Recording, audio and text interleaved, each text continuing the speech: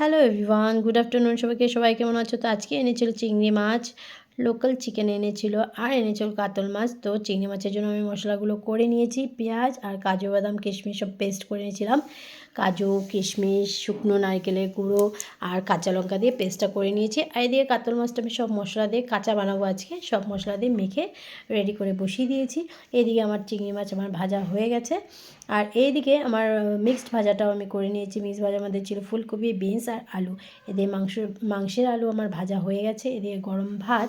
আর এদিকে এখন আমি চিংড়ি মাছটা বসিয়ে দেবো। সেজন্য পেঁয়াজ আর একটু গোটা গরম মশলা আর তেজপাতা দিয়ে দিয়েছিলাম। আর এখন আমার মাছটাও আমার রেডি হয়ে গেছে। এখন ধনেপাতা দিয়ে সেটাকে নামিয়ে দেবো।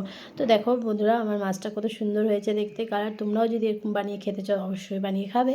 তো এদিকে আমি চিংড়ি মাছের মশলা ভালো করে কষিয়ে নিচ্ছি। আর এদিকে আমার কষানো হয়ে ঝোল দিয়ে দিয়েছি, চিংড়ি মাছগুলোও দিয়ে দিয়েছি। তো এদিকে আমি মাংসটা বসিয়ে দেবো। মাংসটা আজকে সব মশলা দিয়ে মাখবো না, দই দিয়ে মেখে রেখেছিলাম লোকাল চিকেনটা। দই, একটু পেঁয়াজ আর একটু কাঁচা তেল। তো এদিকে মাংসের মশলা আমার ভালো করে সাঁতলানো হয়ে গেছে।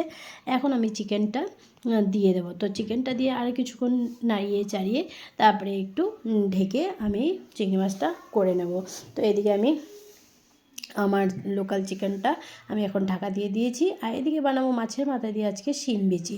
তো এদিকে আমার তরকারি চিংড়ি মাছের হয়ে গেছে। আর এদিকে বানাবো। আজকের জন্য টাটা। কেমন লাগলো ব্লগটা অবশ্যই কমেন্ট করে জানাবে। ভালো লাগলে লাইক শেয়ার করবে, ফলো করতে ভুলবে না। Tata, bye bye.